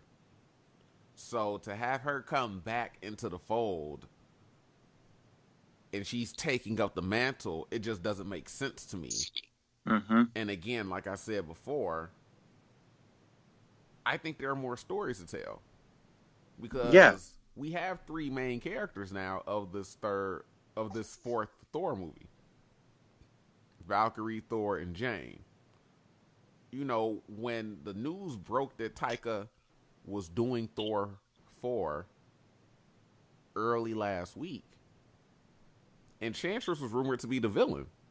So is Enchantress still the villain? And then that's how Valkyrie's sexuality is going to play into the film. Enchantress is going to try to take advantage of that to use her against, to put Valkyrie under some type of spell or mind control, and kind of use her to go off and destroy something or steal something, shit like that.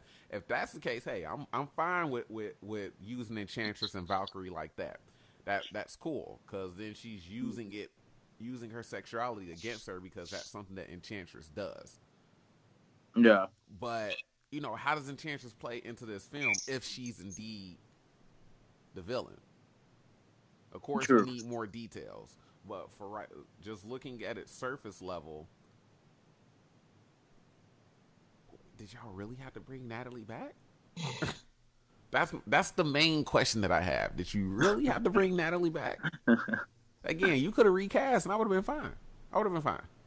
It probably would have been a bit of a blowback of, oh, they recast her just to give that person the role of Thor. I mean, well, she said she was over it. But let's be honest with ourselves. Like when, and this is like the craziest, like one of the craziest things. But when have you ever heard people like legitimately boo some shit out the door at Comic-Con? Like X-Men films get like hooting and hollering like whenever they were releasing trailers for their movie. Like Comic-Con is just like everyone's just on a high just because they're there. So the last thing that you're gonna do is like, you know, they know like people are gonna eat it up. Yeah, people are gonna eat it up. So like I mean, remember the year that, you know, they introduced Mark Ruffalo, you know, like they just announced it out of nowhere. Like there was nothing about, you know, Ed Norton cancels plans. I mean, we heard, you know, that there were some differences, but we thought everything was moving smoothly. But then all of a sudden, like Mark Ruffalo is the new Bruce Banner. And then everybody just, you know, screaming and applauding. And I guess they're like, oh, well, okay. We can do this, I have firsthand experience with some shit like that because at one of the Power Morphicons when they revealed the footage from the Legendary War, seeing all those Rangers on screen and just seeing like that footage, I was like, oh, this is about to be fucking turned. Boy, if I would have known. If I would have fucking known. But anyway. I mean, I've pretty much said my piece about Thor, Love and Thunder. And that subtitle is kind of trash. Love and Thunder. I mean, it seems very 80s, like they're sticking to that. I think a lot of people, which I myself included, that the 80s kind of like really weirdo design, like that's, but it looks cool. The good thing I will say is that I've seen 2 logos of Thor, Love and Thunder. One of them had like the more Ragnarok kind of angular look to the font. But the other one, like the red, blue, and yellow kind of style, that Thor looks like something from like the comics, like straight off the cover of the comics. Yeah. Like the shaded and the gradient in the actual letters. That font looks really, really cool, but the subtitle is whack to me. With everything that's coming out, the subtitle fucking fits to me. So I had Love, hey, she's a lesbian, and this is Thor's ex-girlfriend, Thunder. We're gonna have a new Thor. So, guys, we're not beating you over the head with this or anything. Yeah, I completely understood. I was like, did y'all really have to call it Love and Thunder? Like y'all couldn't call it shit else, but I got why it was called that. All right, so the last news of the podcast that we're going to talk about, probably the biggest news. Yeah, the biggest. See, you took the words right out of my mouth. Yes, is right before the ending of the panel.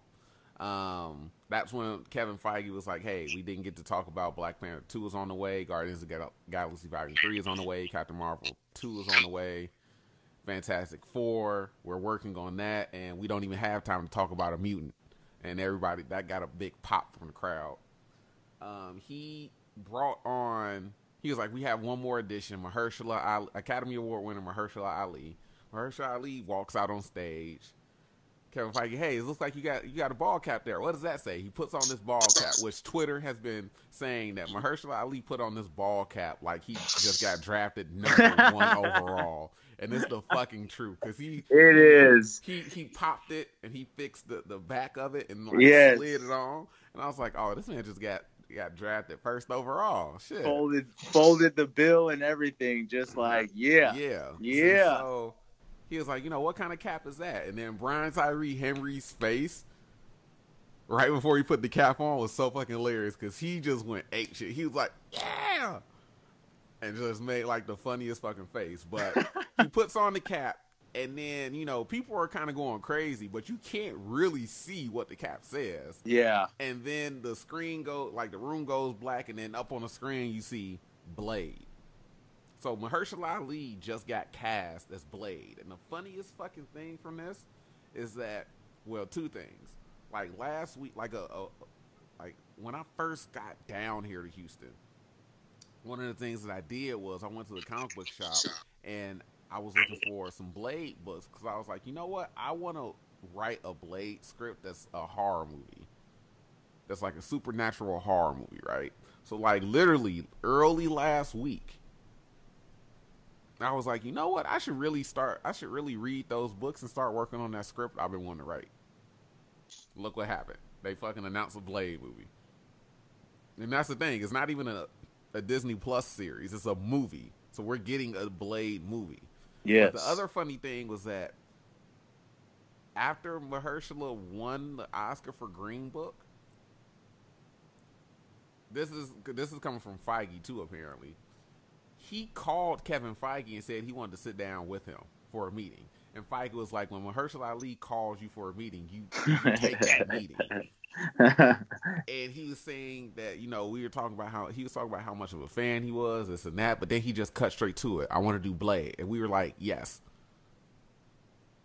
So bruh, what? The man, yeah, he demand, like, it was almost like a demand, but not a demand. He said, but Blade. But the funniest thing was that, you know, we have been hearing rumors about them maybe possibly working on something Blade related. And even, you know, as early as I can remember, maybe earlier last year, it was like Wesley Snipes was meeting them about Blade, about maybe possibly doing something with Blade. And they were having talks about it, and it was a character that they were looking to develop. And that's how the video interview started. Kevin Feige was like, you know, Blade, we love that character. This is something that we really wanted to get started on. And then Mahershala called, sat down, said he wanted to have a meeting. When he calls, you take that meeting. And we got through the pleasantries of, oh, I'm a big fan, this and that. I want to do Blade. Yes, let's do it. What? Yeah. So, awesome. I'm excited because, again, I haven't read any Blade books. I do have a couple. I forgot what story arc it is, though. But I do have a couple. But, of course, me being a 90s baby, Blade was the shit, right? So Wesley Snipes was Blade. And that movie was one of the greatest things I had fucking seen when I was a kid, right? So I'm a fan of that character solely based on Wesley Snipes' interpretation of it, right? And I know that he has this long history with the fro and the green hunting jacket with the fucking strap of the stakes across his chest. Like, I know the history of the character, but Wesley Snipes' Daywalker is the version of Blade that I'm most familiar with, and mostly everybody is familiar with. Yes. So the fact that we're getting a new Blade is amazing because Feige even said in that interview with Doctor Strange and the more supernatural elements, we felt like Blade was a thing that we were able to do now. So are we gonna have 2 horror movies in the MCU? Like, whoever's, as far as I know, they've only announced Mahershala Ali starring as Blade. I don't think there's been a director or a writer attached or anything like that. Nah, no release date, nothing. No release date, nothing like that. But are they gonna make Blade a horror movie as well? A horror action movie? Is it gonna be like a action thriller? Like, what type of film is it gonna be? Because, you know, dealing with vampires, dealing with supernatural shit, this has potential. So are we going to get 2 MCU horror films? Because I'm with it. I am. Man. And and that was what my coworker had messaged me about. He was like, yo, Mahershala Ali is Blade. And I was like, for real? And he was like, you know, I forgot what he said. He said something about, like, he's only just a little bit worried, you know, because obviously Wesley Snipes has very, very big shoes to fill. And I was like, look, dog, he can learn how to fight. If his Blade is anything like his Cottonmouth, this shit is about to be fucking fire. Yeah.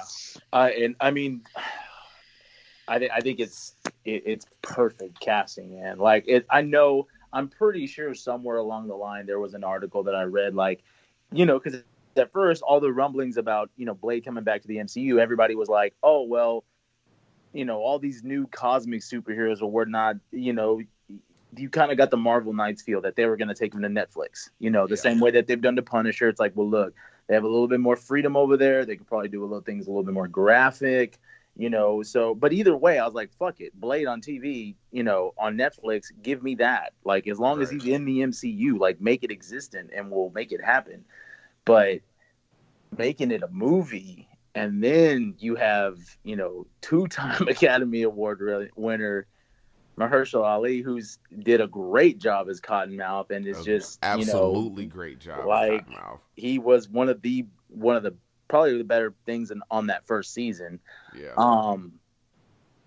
The dude's an amazing actor, and he's prime age, and he looks like fucking Blade. So like, I didn't know, like, when they brought him out, I had no idea like what that was gonna be, but yeah, I tripped out.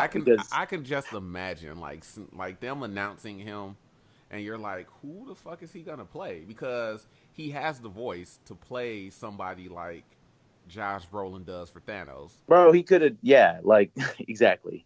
He could have played, like if they wanted to do some weird thing with the Beyonder, or with, a Nihilist or something like that. If they wanted to give a Nihilist like a deep, like a bassy voice, but throw effects over it.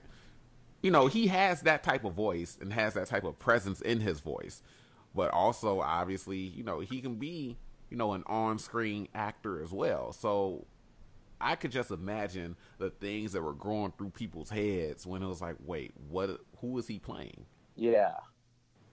Because originally, and like, you think like, oh man, well, they hadn't, like, a part of me for like a split second was like, damn, maybe they're going to cast him as Taskmaster, because they haven't, like, nobody's been cast as Taskmaster yet. Yeah, there's a rumor that one guy that was in talks or got cast for the movie, he's actually playing Taskmaster. I forget his name. It's some I think it's some black dude or something like that, or Mexican guy or something. Because that's the thing is everybody was, even everybody like Scarlett, Jeremy Renner, or like, I can't remember who, but a lot of people were putting on the Black Widow hat. Like, that was the ball cap that everybody was wearing. So, yeah, I just think it's awesome because, like you were saying, like, I grew up in the 90s. Blade came out in, 97, 98? Like, 98, I believe, because 98? The first X-Men movie came out in 2000. Yeah, so, I mean, essentially, Blade is responsible for Marvel's, knocking on the door and making these movies. Because at the time, the whole superhero movie genre was, like, dead, but the last ones that, like, do, some good money work as far as making these films, like, financially, like, successful was DC. Please say it louder for the people in the back. Everybody who's been disrespectful as fuck. Blade was the first movie that started the modern comic book movie era. Yes. Okay? Yes. Get it straight. It wasn't fucking X-Men. Blade is responsible for the current MCU. Yeah. Yeah. Yeah. Well, so, and the way I've described it always is like, look, Blade was the one that knocked hard. The X-Men were the ones that opened the door, and Spider-Man kicked that bitch down and was like, yo, this is mainstay. Like, we're here now, Now, that's the crazy thing is, like, as much of a cult following as Blade has, the sequels, and they're all right. I only care about Blade 1 and Blade 2. Yeah. And Blade that's the thing. 3 was fucking ass. But then you also got the Spike TV, Sticky Fingers, You know what? I downloaded that and I started watching it, but I was like, I have a weird thing of, like, putting on shit when I go to sleep. Do you know that that's also on CW, on the CW app, like, able to be watched right now? Yeah, on CW. Yeah. Huh. Yeah. I got through like one episode and I didn't think it was bad. So I mean, I have to actually go back and, like, watch through it. But I heard that Sticky Fingers actually didn't do a bad job. But obviously it could have had better writing and probably better production value. But sure. I heard it wasn't as terrible as it gets, as people make it out to be. But again, I've only watched like one episode. I got to go back and watch it. Well, and of course, he looked more like the modern Blade, like, did when Blade got that revamp. Because, you had Wesley in the flat top, but then you had Sticky Fingers bald, and he had the tats on his head and stuff like that, kind of like what Scourge looks like. But even then, like, good visuals, you know, and at that time I bet they paid good attention to that, but I don't think the show really took off like they wanted. And then, you know, you probably had all that backlash because it wasn't Wesley. They're like, you know, because even then I've still heard I'm starting to see now that the news is setting in about the whole like, yo, dude's got big shoes to fill because Wesley did his own martial arts, so Wesley did his own stunts. Like, yeah, that's a real one over there. So, which I'm, you know, I understand, but to see new blood and to see a really, really good actor like Ali, I mean, and you know, let's not forget, for a long time, people kept attaching John Boyega's name to Blade. That's true too. Yeah, I remember seeing that. Yeah. Because when he was like, oh, he's sitting down with Marvel and, you know, possibly talking about something like, hey, cast him as Blade, this and that. And I was like, I can see it. I think I want John Boyega for something else, though. I don't know what, but I didn't want him as Blade. But Mahershala Ali, yeah, I'm with it. Let's get to it. Yeah. Okay. And I just... Here's my first takeaway is they announced they got Miles' dad and uncle from Into the Spider-Verse into the main MCU. That was my first takeaway. No, Brian. Actually, the funny thing about that is that I think Brian Tyree Henry played his dad, and then Mahershala played his uncle. I know. Oh yeah. They got them both. Yeah. Now, I'm not really that excited for Blade. Mm-hmm. Like everyone's like, "Oh God, Blade!" It's like, okay, yeah, that's cool. Like, I know they're going to put in place a fantastic script, an easy to follow script. They're going to get a director with a vision, and then I will get excited once, like after I see it. It's just not like once announcement. Once details start coming together. Yeah, announcement doesn't do anything for me. It's like, okay, like I remember Mahershala Ali back on the 4400 when his name was infinitely longer than what it currently is. Jeez. And I was like, and I was looking at it, I was like, this dude's a fantastic fucking actor, so I know he will bring it. Like, I have no problem with that. It's just that you have an actor for the character. That's really not enough for me at this point. But, hey, go back, revisit some of the stuff. It's like, hey, we got this character. We can bring him into our universe.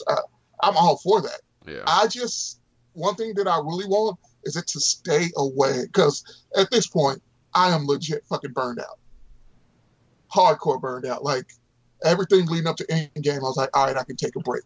So with them not announcing any Avengers movies, I'm all for it. Yeah. Like, they don't really have to come together right now for me. Just take this character and tell an interesting story. You can throw a character in, like, in passing, kind of like what they did with the Netflix shows. Like, they don't all have to come together for me anymore because I've seen that. Yeah. And Feige said something about that, too. But he's right. He's right, because that was one of the things that, you know, these movies you can really get tired of, because I think what people are excited about Blade is here's a guy who he doesn't really have anything to do with the technology side of Iron Man or the mythological side of Thor or, you know, the history with Cap, you know. So I was talking to, you know, my brother-in-law about it earlier, and it's just like, man, I'm getting real tired of the solo movies almost feeling like 2-hour trailers leading up to the group movies. So I agree with Bruce on the thing, like, if they could just not do any, like, group team-up movies like that for a while, I'd be okay. Like, give me some solo standalone shit, which that's where I'm kind of feeling like, I know nothing's been released on Blade except for Mahershala Ali, but it's like, I don't know, I just got that tone, you know, because they don't have a day, they just have like, yo, Mahershala Ali is Blade. So it's going to be good. I don't know how good, but it'll be good. But let's just hope that we get like the more like an epic standalone type shit that is reminiscent of the first one, but with some new, kind of like a new life into it. Yeah. I'm looking for the article where it says Kevin Feige actually, you know, stated why there wasn't an Avengers movie announced, but I can't. Because he said, like, I think the title Endgame was just like, is the ending for this type of thing, which is, I think I read that in passing on Twitter. Okay. Because, you know, I'm like, I'm not reading your entire fucking article, just get to the point. And I stopped. Oh, okay. Yeah, here we go. Because I was like, wait, what picture did they use? What picture did they use for the thing? And it was a picture of Cyclops. Because it says, and he teases X-Men plans.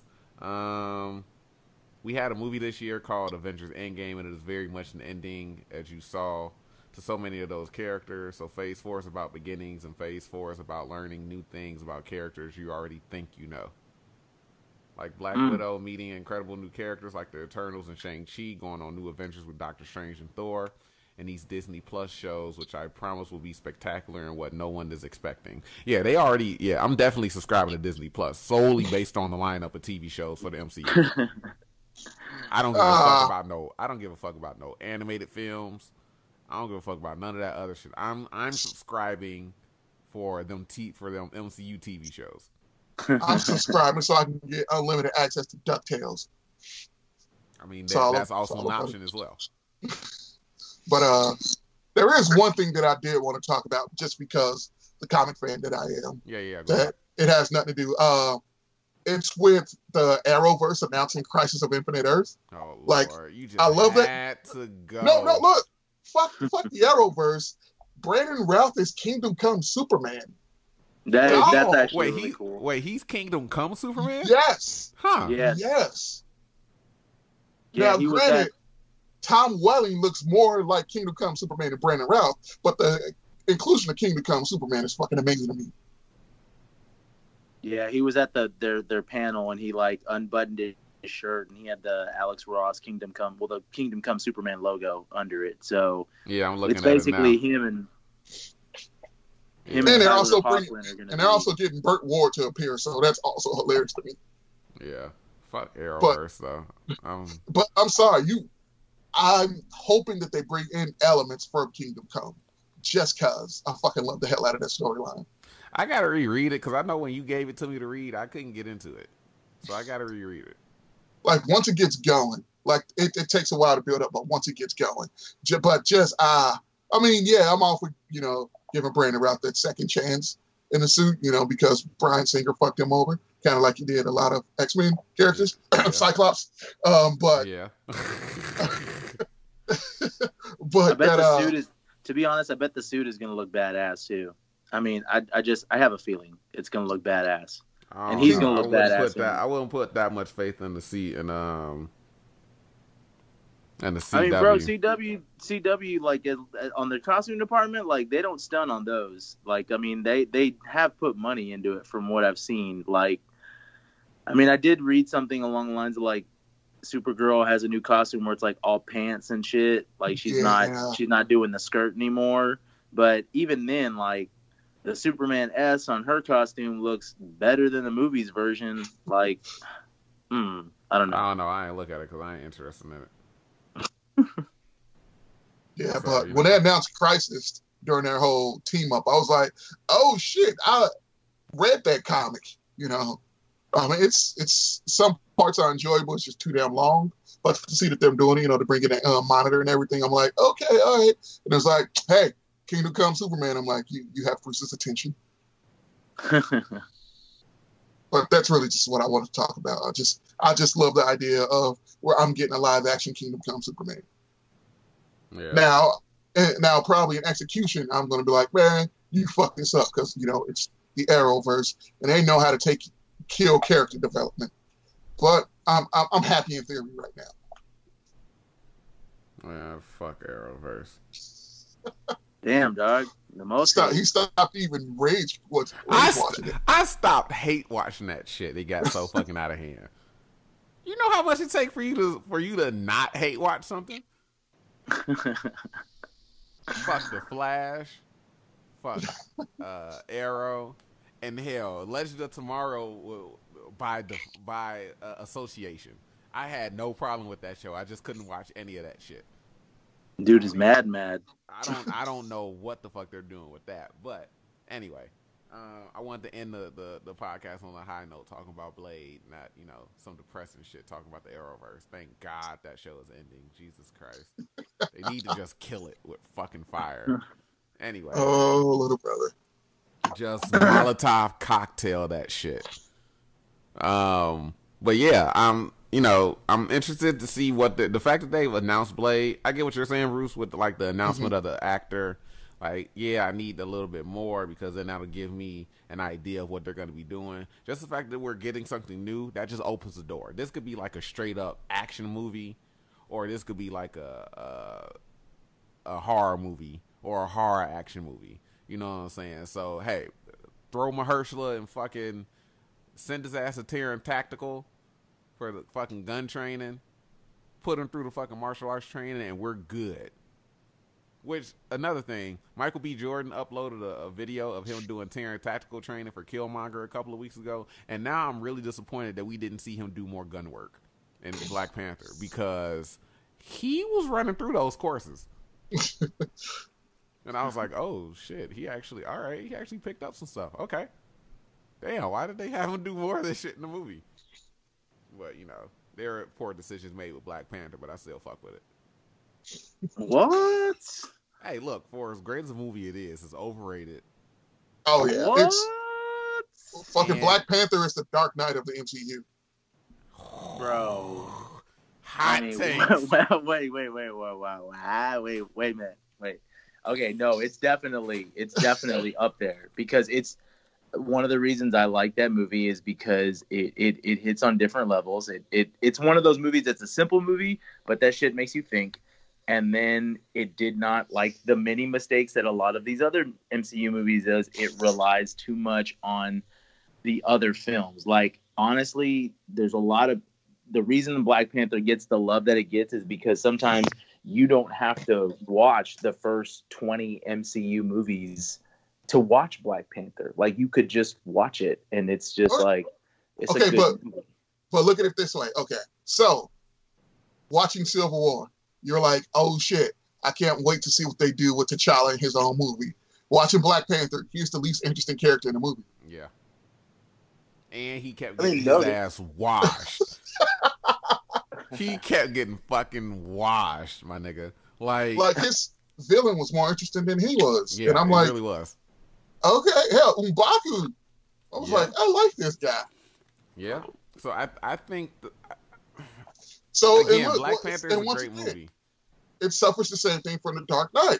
The Joker was more interesting than Batman. Yep. So y'all talking like Killmonger was more interesting than T'Challa? Yes. Oh yeah, that's noted. Yeah, for sure. Yeah, I'll agree with you there. Like, straight up. Oh yeah, man. Killmonger, like there were times. Like, it seems like they scaled T'Challa back and they nerfed him in his own movie, because in Civil War, you know, he was,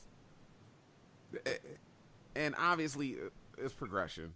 Like he went from a vengeful, like the literal embodiment of vengeance and revenge, to understanding that it was aimed at the wrong person, and he almost, you know, he was looking to kill somebody that for a crime or an act that they didn't commit, and then learning, you know, hey, going to his movie and being like, okay, well, my father is dead, I'm the king now, I want to be a good of a king as he was, and then learning that his father wasn't that great of a king because he had all these secrets. But well, the movie itself is very Lion King-esque, like as far as T'Challa's like storyline. Like, you know, he's just, there's little scenes like that. It's very reminiscent of the Lion King. Yeah, and so being like so straightforward and everything, and whooping ass in Civil War, to being confused and so unsure of himself and getting his ass beat all the fucking time throughout the whole fucking movie, I was like, you know what? Black Panther almost kind of fucking trash in his own movie. So again, it's a great movie, and it deserves all the fucking praise that it gets. It's just, you know, I'm not looking at it with rose-colored glasses on. Like, they nerfed him in his own movie, and I wish they hadn't. Like, I wanted him to, I love the fact that he was using capoeira, but, you know, you got washed. Like, and the fact that you're washing created one of the biggest fucking memes of that year. Is this your king? Is this your king? Is this your queen? Like, those memes were fucking hilarious. And it all came because he got his ass whooped. True. By somebody with more fucking will than he had. I did think that was just kind of crazy how like Michael B. Jordan was like it wasn't just a little bit bigger. Like dude was on swole like so much more. But it was just like, yeah, this is not about to be a contest. The funny thing about that is that now I don't know what type of training Chadwick went through. I know he went through like knife training and close combat training and shit like that. But Chadwick didn't put on any muscle. No, he didn't. Even in Civil War, that suit was padded like a motherfucker. Yeah. No, you're right. Because at the beginning of Black Panther, beginning of the movie, when he goes and gets Nakia, the suit looks too big on him. Yeah. In accordance to like his head and everything like that, like it just looks weird to me. But Michael B. Jordan coming off, and it was funny because I remember somebody that I follow on Twitter was like, "Oh, isn't Killmonger like way bigger than T'Challa in the comics and all?" And I replied, "Yo, Michael B. Jordan is doing basically his not his boxing training, but Michael B. Jordan is putting on weight for the role." And he got cut and he got shredded and he put on a good amount of size because you have to lean out he had to lean out for Creed, but then he bulked up for Killmonger. And you can tell, like, the dude was in great shape. And, yeah. But, even, I say all that to say, he didn't even have to put on however much weight he did to look bigger than Chadwick Boseman, because Chadwick Boseman looked, normal as hell. Yeah. He looked like an average dude. So yeah, like even in the shirtless fights against M'Baku and then of course against Killmonger, like it was just like, bro, this one's like you knew who was coming out, the winner. The size comparison was amazing, and it's like, I respect Chadwick and everything that he does, but damn, bro, you couldn't. And again, I don't know if what type of training he did do, but I'm like, damn, you couldn't put on a little bit more weight. Nah, he, I'm not sure why, which is it is weird. Like you bringing that up, like it is weird because all these other people, that have those superhero like type costumes aside from Iron Man, like they do have to bulk up. Like Hemsworth, even Downey bulked up. Yeah, but again, I don't want this to get turned into some weird like shaming angle or whatever, because maybe he just didn't feel like he needed to do that to portray his character the way that he wanted to. So, whatever his decision for not putting on, bulking up like Evans and Hemsworth and Pratt and everybody else does, I can respect it, whatever his decision is. But it would have been nice for that comparison of T'Challa versus Killmonger. Yeah. An even match. So yeah. I get it. But yeah, no love for the Watchmen HBO trailer. Nah. Even though it's a sequel, never seen anything from it. Even though it's a sequel and it's Dr. Manhattan is back, I saw some story details after the trailer came out, and I was like, okay, this makes sense now, because before I was confused as fuck. Like, you got Regina King in it. This can't be like a prequel of sorts or nothing like that, but it's actually a sequel, so that makes sense. But I'm still not interested in it. So Jeremy Irons is Ozymandias. Nothing, no love. Look, all right, cool. Look, all right. I'm great that you got Scar to play Ozymandias. I'm hyped. I like it. I liked it. We'll see. Well, I mean, love Watchmen. Watchmen was my favorite book, so definitely want to see what exactly HBO will do. I think it's a perfect platform, because the movie was a direct adaptation, but it's like, okay, what do you do with the property afterwards? I don't think it would have worked if they did like a Watchmen sequel. It's like, okay, what exactly are you doing a sequel of if there's not a book? I mean, I know that DC's got the, the before the Watchmen, and now they've got the Doomsday Clock, but you're not going to involve DC characters in an HBO show like that. So, hey, I'm cool with what they're doing. I'm okay with it. We'll see. It looks different, which is that. I guess that's what's most exciting, is it looks different. So. Yeah. Like, the reason I'm not paying any attention to Watchmen, because I'm worried that Seth Rogen is going to fucking ruin The Boys for me. I fucking love that comic, and with the show about to come out, some of the stuff's not sitting right with me already, but I'm going to give it a shot. So I might start doing a review for that. I haven't read The Boys. I didn't I should have known it was based on something. But I love what I see from the trailer. So I'm definitely going to try to tune into the show because that's an Amazon show, isn't it? The Boys? Yeah. Yeah. So I'm definitely going to tune into the show and check it out. It Like, seems, the setup to me seems very, very interesting. what I do like about it is Yeah. that they got Simon Pegg to play Wee Huey's dad. That I was like, fuck yes. Because the character in the comic, his appearance is based off of Simon Pegg. That's funny as hell. So I was like, they just like, hey, Wee Huey's dad. I was like, fuck yes. So That's funny as hell. But yeah, I'm looking forward to The Boys from what I've seen. I still have to watch. I think The Tick got a 3rd season. I know they canceled it, but there was I have to finish The Tick, so I think it might be the 2nd season that I have to finish, or maybe it like got a 3rd season that I didn't know about. But I have to finish The Tick because I really enjoyed that. But yeah, I'm definitely looking forward to The Boys. So yeah, that's all I got for Hall H and the other small little Comic-Con news. Nope, that's it. I'm excited. Overall, good news. yeah. What was it? Got any announcement? I guess. Yeah, I recorded a video, which I'm gonna have to re-record because the batteries on my mic died, and I did not know until it came time to editing. Oh Lord. So I just got a video of me just sitting there looking stupid. So I was like, I was making my triumphant return, got this whole nice built computer for video editing and shit, and then boom, my peripheral's not working. So yeah, I gotta redo that. God damn it.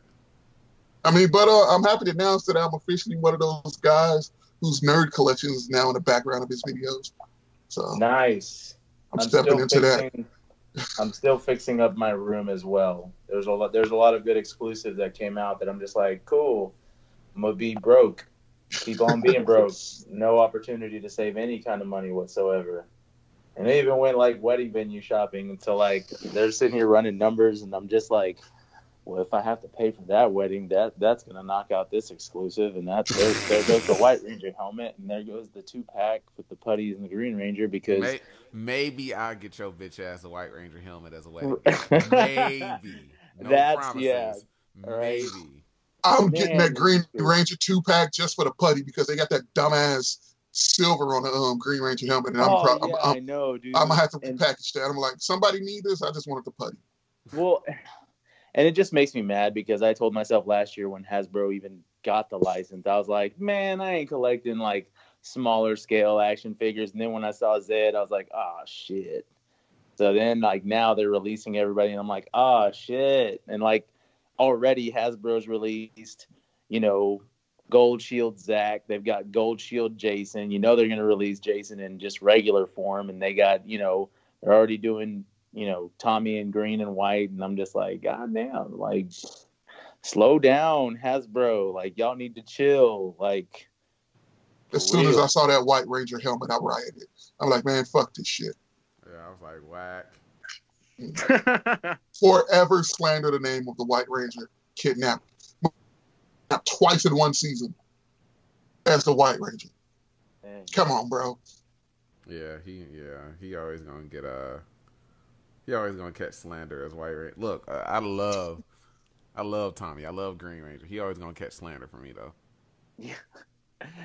Yeah, I believe it. And then Goldar comes out in October, so I'm just like, damn, man. Like, at what point they released a shit ton of WWE action figures, and I'm like, well, this is really sucking. Like, because if I honestly added everything up that I want to buy, like I have yet to do that. I told myself I was like, when Comic-Con's over, I'm going to take everything that's in my photo library that I want, or that I'm like, oh, damn, I want that, and then put the cost on it to see how much Comic-Con will cost me, as far as the pockets, but we'll see. I did that a couple of years ago for the SH figure arts from Civil War, I think.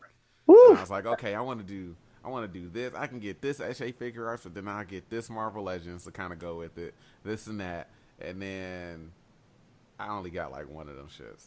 Dude, this is like the second, and it wasn't even any SH figure arts. It was like one of the Marvel Legends figures. But this is one of the like second years in a row where like, okay, so what all these other what these distributors used to do is they just used to display what's coming out next year. Now they're displaying it, and then that shit's going on pre-order because it's coming out in the fall. That's where I'm just like, whoa, y'all are hurting the pockets. Like, wait, like the display, the Green Ranger and the putty, I thought that was going to come out. Like they even said when they displayed it, like in the little showcase room, they're like, this is going to be exclusive to a retail store. Later that night, like not even 5 hours later, they're like, oh, that shit's up on GameStop for pre-order. I'm like, what? Like, I just got through pre-ordering the fucking Goldar at 25. You want me to throw down another 50? Like, damn, y'all, come on now. And then the White Ranger helmet, I will say actually that's actually evenly priced because Bandai was selling these at like 100, and then those fucking people that had gotten them, they were fucking doubling or triple. Hasbro's having that White Ranger helmet at 80, which is not bad. Decent as hell. Yeah, like I was expecting a bill. But they're putting it at 80. Yeah. So I was like, okay, I can definitely work with that because I still have yet to even just ran out of funds, but I'm looking for the Zeo staff because I know like people are tripping on that. So yeah, I caught that shit from Amazon. Likewise. As soon as it fucking went under like, I think I got my shit for like 85. Yeah, which I was pissed because I was like, oh shit, it goes for like 150. It's at 141. Buy. Yeah. Of course, I got that from 80. I'm like, square up. That's why I've been looking for the $20, Saba and Dagger and the Morpher because I'm like, yo, I'll give you these 3 for that Gold Ranger staff. Someone out there, I know y'all skipped out on the gold on the Morpher and all this shit. So here, I'll give you these 3 for 60 so I can get that staff, but yeah. I've yet to find anything, but we'll see. Eventually it'll come to me. I mean, it's new product. It's tough having to go back and find the old shit. That's what sucks. So yeah. But all in all, good Comic-Con. A lot of good shit. Yep. All right, that's it for me. I'm probably going to do work has fucking been tired of shit. So I'm probably going to do a video about Marvel villains next. I might do a super late review. I got a couple of movies. I got to do a super late review for Into the Spider-Verse because I recorded a review when I saw it last year, but I just never. I think something went wrong with the editing, or I just knew I had to record it and I just never got around to it. I also had a review recorded for Widows, but I ended up not editing that. And I was like, fuck, I need to re-record this too. So I think I'm going to do my Marvel Villains video next. And then, yeah, who knows what we'll get put up after that. But that's everything from Comic-Con, from Marvel's Hall H that we wanted to talk about. For John and Bruce, I'm Courtney, and we will catch you guys later. Later. Deuces. Peace out.